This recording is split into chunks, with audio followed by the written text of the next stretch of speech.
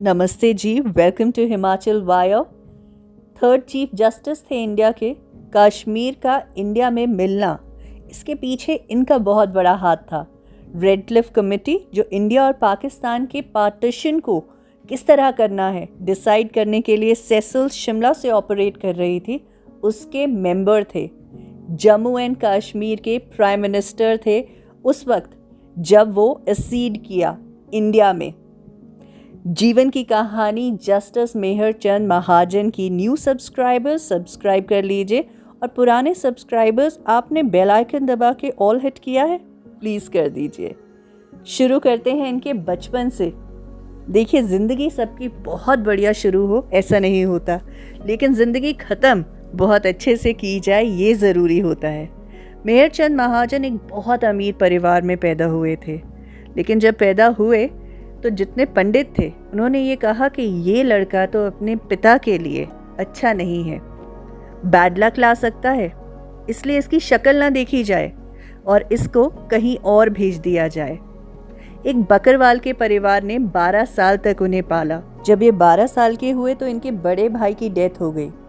अब परिवार किसकी तरफ देखता? मेहर चंद महाजन की। तो इन्हें वापस लाया गया और वही पंडित जिन्होंने कहा था कि ये मनहूस हैं अपने पिता के लिए, उन्होंने उपाय भी बता दिए। पिता ने इनकी खूब अच्छी परवरिश की, अच्छी जगह पर पढ़ाया, इसके नामी वकील बने, ये लाहौर बार काउंसिल के हेड बने, पंजाब हाई कोर्ट के जस्टिस और फिर इंडिया के भारत के तीसरे चीफ जस्टिस। उसके बाद 1 साल ही चीफ जस्टिस रहे ये। उसके बाद में ये प्राइम मिनिस्टर बने जम्मू और कश्मीर के महाराजा के अंडर। काबिल वकील के दिमाग की सबको ज़रूरत होती है। बंटवारा हुआ तो पेच बंगाल और पंजाब में अटक गया था। मेहर चंद महाजन की वजह से ही गुरदासपुर और फिरोजपुर जो मुस्लिम डोमिनेटेड एरियाज थे वो इंडिया में रह सके।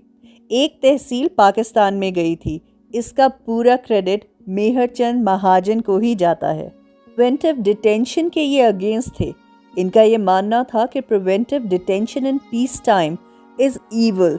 इसके खिलाफ इन्होंने बहुत केसेस लड़े। सियासी पेचों को बहुत अच्छे से जानते थे जस्टिस महाजन, इसीलिए उनका ये मानना था कि अगर शेख अब्दुल्ला की जगह बख्शी गुलाम मोहम्मद को चुना जाता तो कश्मीर की हिस्ट्री कुछ अलग ही होती। जस्टिस मेहर चंद महाजन हिमाचल के, भारत के एक बहुत हैवीवेट नेम है। पॉलिटिकल हिस्ट्री के इस हिस्से को बहुत कम लोग जानते हैं, इसलिए मैं सजेस्ट करूंगी कि ये ऑटोबायोग्राफी मेहर चंद महाजन लुकिंग बैक ज़रूर पढ़िए। बड़े इंटरेस्टिंग फैक्ट्स, छोटी छोटी बातें जब आप पार्टीशन के बारे में बात करते हैं, कश्मीर के बारे में बात करते हैं, तब आपको मालूम नहीं होती। किताबें पढ़ेंगे तो इस किताब में खासकर आप ये भी समझेंगे कि जब कश्मीर का गला पाकिस्तान ने दबा ही दिया था और महाराजा ने मेहर चंद महाजन जो उस वक्त के प्राइम मिनिस्टर थे उन्हें दिल्ली भेजा जवाहरलाल नेहरू से मिलने के लिए, तो शेख अब्दुल्ला क्या वहाँ पर बैठे थे? और अगर बैठे थे तो उस वक्त हुआ क्या? क्या किसी ने कुछ लिख कर दिया या कुछ कहा गया? ऐसा क्यों था कि जवाहरलाल नेहरू ने मेहर चंद महाजन को कहा कि महाजन यू मे गो बैक? ऐसा बोलने के बाद फिर भारत ने कश्मीर की मदद क्यों की और कैसे की? ये बहुत इंटरेस्टिंग चीज़ें हैं। हिस्ट्री को बस जान लेना। इस किताब में आपको पर्सनल बातें भी बहुत मिलेगी, जैसे जस्टिस मेहर चंद महाजन के महाराज हरि सिंह के साथ रिश्ते कैसे थे, किस तरह की एडवाइस वो करते थे, कितने क्लोज थे वो कि अपने बेटे के बारे में भी मेहर चंद महाजन से वो पूछते थे। और लास्ट में जब उन्होंने कश्मीर को छोड़ा तो पहले महारानी और उनके बेटे को मेहर चंद महाजन की एडवाइस पे ही वहाँ से भेजा गया था। मेहर चंद महाजन की फैमिली के बारे में, उनकी वाइफ की हेल्थ के बारे में हर चीज़ आपको इस ऑटोबायोग्राफी में मिलेगी। जस्टिस मेहर चंद महाजन का पॉलिटिकल पावर कॉरिडोर्स में एक छोटा स्टिंट था, लेकिन वो इतना इम्पैक्टफुल और इम्पोर्टेंट था कि वो वर्ल्ड हिस्ट्री में नाम दर्ज करवा गए अपना। इंडिया का पार्टीशन सिर्फ इंडिया के लिए नहीं, वर्ल्ड के लिए भी एक बहुत इम्पोर्टेंट इवेंट था। मगर ऐसा भी नहीं कि केवल पॉलिटिकल हिस्ट्री में ही उनका नाम दर्ज हो। Legal फिटर्निटी was appreciative about him. Advocate फली नरमन, अभी रिसेंटली ही हमने उन्हें खो दिया, उनकी डेथ हो गई। He was very appreciative about justice Mehrchand महाजन।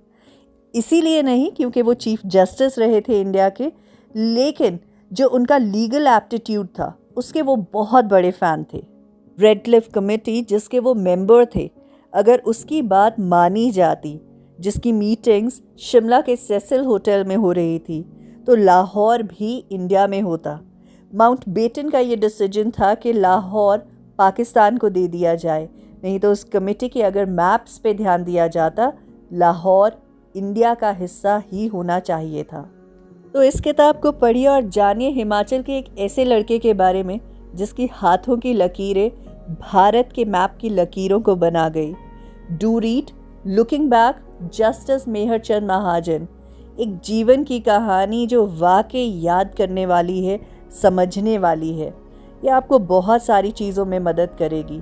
किताबें पढ़िए, किताबों की दुनिया बहुत खूबसूरत है। और इस चैनल को सब्सक्राइब कर लीजिए, ये बहुत ज़रूरी है, सब्सक्राइब करना है। Thank you so much, take care.